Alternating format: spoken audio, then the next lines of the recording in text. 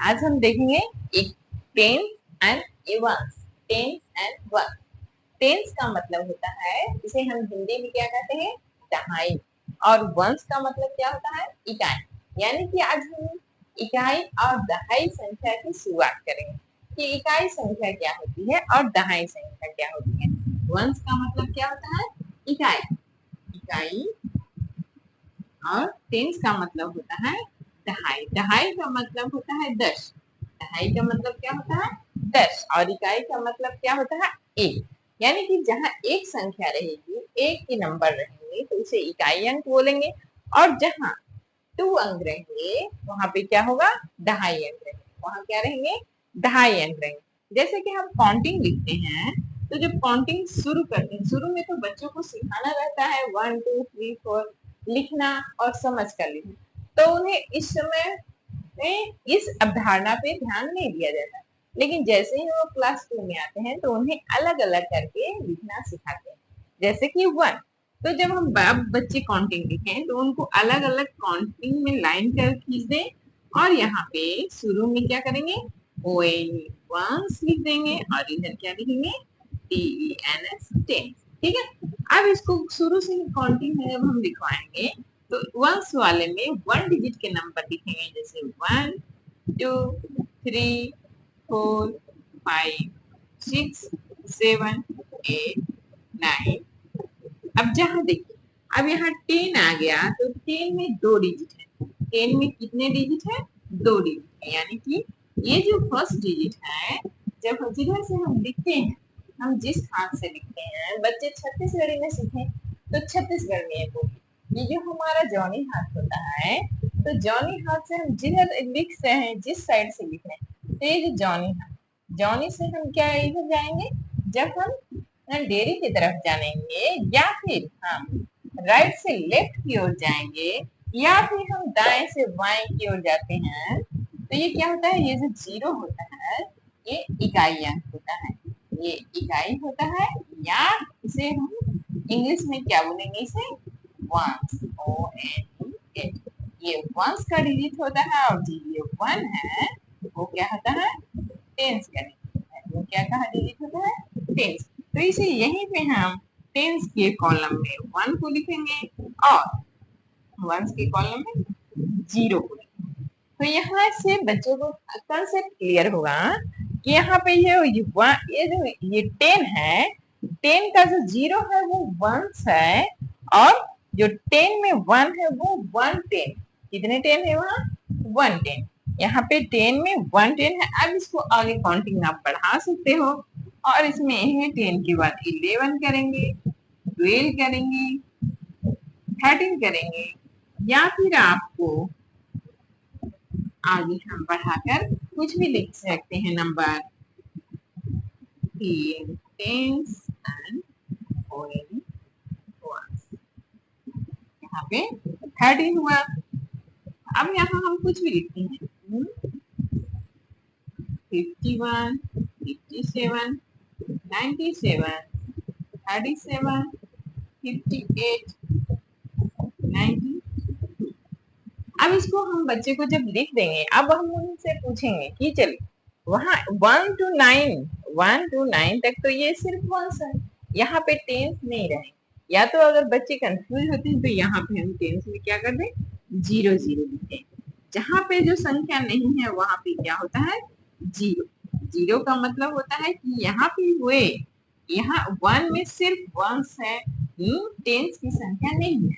यहाँ 2 है, 2 में सिर्फ वंस है, यहाँ पे टेंस की संख्या नहीं। यानी कि 9 तक सिर्फ वंस होते हैं, 10 इसमें नहीं होते।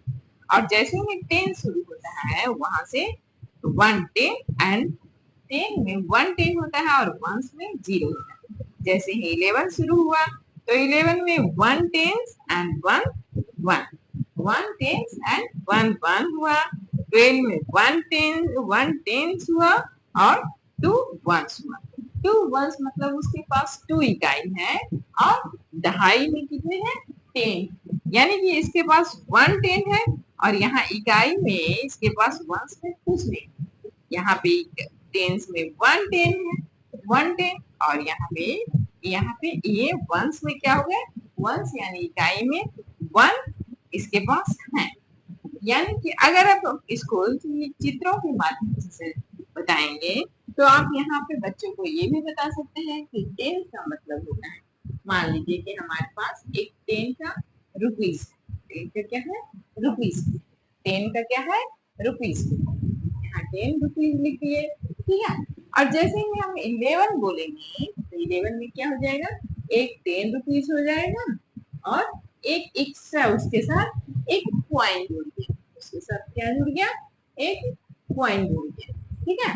वैसे 12 में भी हम कर सकते हैं कि उसके पास 10 रुपीज है और 2 1 का पॉइंट, 2 1 का पॉइंट। बच्चे चित्रों के माध्यम से जल्दी समझते हैं। यानी कि जो 10 होता है वो एक बंडल होता है, 10 एक रुपीज होता है जो एक बंडल होता है, बंडल या बाइंड होता है। या तो आप 10 का रुपीज या फिर यहाँ 10 के मोतियों के माला भी बना सकते हैं, या फिर आप 10 माचिस के तीली से बांधकर अलग अलग माचिस के तीलियों से उसे छूकर बच्चों को बता सकते हैं। चलिए तो 51 में बताओ कितने वंस है और कितने टेंस है। तो यहाँ पे कितने हैं, 1 वंस है और 5 टेंस, 5 टेंस। 57 में 7 वंस है और 5 टेंस। 97 में जो 7 है वो 5, 97 में 7 वंस है और 9 टेंस। यानी कि यहाँ पे 10 रुपीज के 9 रुपये, 9 जो 10 रुपीज के नोट होते हैं वो कितने हैं, 9 है। और 1 रुपीज के कितने कॉइन्स है यहाँ, 7 है। यहाँ पे 3 जो 10 रुपीज के 3 नोट्स हैं और 7 कॉइन्स है। यहाँ पे 5 रुपीज के जो 10 रुपीज के 5 नोट्स हैं और 8 कॉइन्स है, ठीक है। यहाँ पे 9 जो लिखा हुआ है 9 टेंस है, यानी कि जो 10 है वो कितने हैं, 9 है, और जो ये 2 है वो 1 है, यानी कि 2 पॉइंट्स है। तो बच्चों को 10 और 1 को बार बार कंसेप्ट को आप कहानी या आप उनको बार बार इसको पूछिए। बार बार पूछने से क्या होता है, बच्चे जब भी अगर कुछ चीज काउंट करें, जैसे आपके घर में आलू है, प्याज है या फिर फ्लावर है, ट्री है, उनके पत्तों को बच्चों के पास लाइए और उनको काउंट करने बोलिए और उनको डेट का बंडल बनाने बोलिए और बोलिए कि अच्छा बताओ कि 77 में कितने टेंस हैं, कितने अलग अलग डिवाइड करिए, कितने टेंस हैं और कितने वंस, कितने टेंस हैं और कितने वन। तो ये बच्चा जब देखेगा कि जो ये 7 है, 77 में जो ये फर्स्ट डिजिट जो हम जिस तरफ से लिखते हैं तो उधर का जो फर्स्ट डिजिट होता है, जहां से राइट से लेफ्ट जाते हैं, जब हम राइट से लेफ्ट जाते हैं तो जो राइट का नंबर होता है वो क्या होता है, 1 का नंबर होता है। ये 1 का नंबर हुआ, और ये जब हम राइट टू लेफ्ट जाते हैं तो ये 10 का नंबर, 3। तो इसके पास कितने हो गए, यहाँ पे 7 टेंस हो गए और इसके पास 7 वंस हो गए। अब हम 7 टेंस को 70 भी लिख सकते हैं।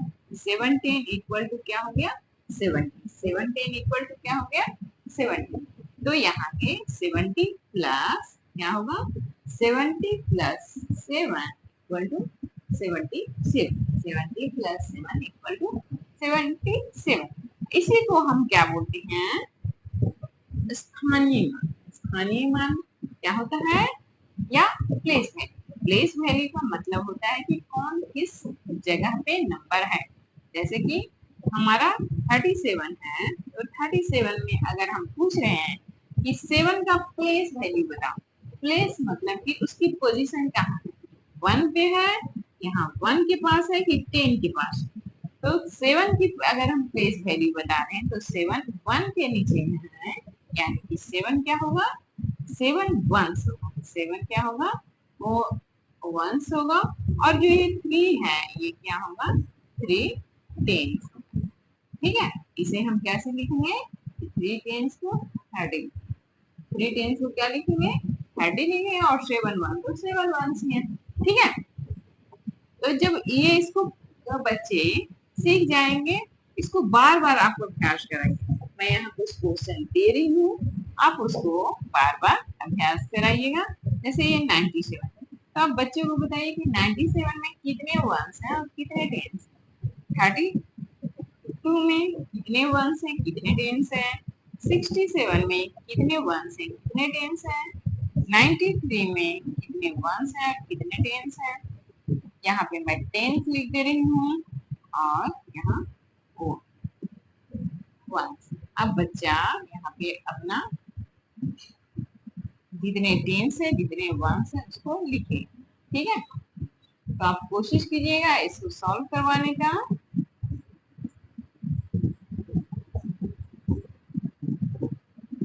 कि आप 59 में कितने टेंस हैं और कितने वन। इस प्रकार बच्चा बार बार ये कोशिश करेगा तो इसे सीख जाते हैं। ठीक है, तो आप टेंस और वंस को क्लियर कीजिए। ऑड एंड इवन, ऑड और इवन को पहले मैंने पढ़ा है, उसको क्लियर करिए। तब आप अपने पीछे के जो कंसेप्ट है उसे क्लियर करिए।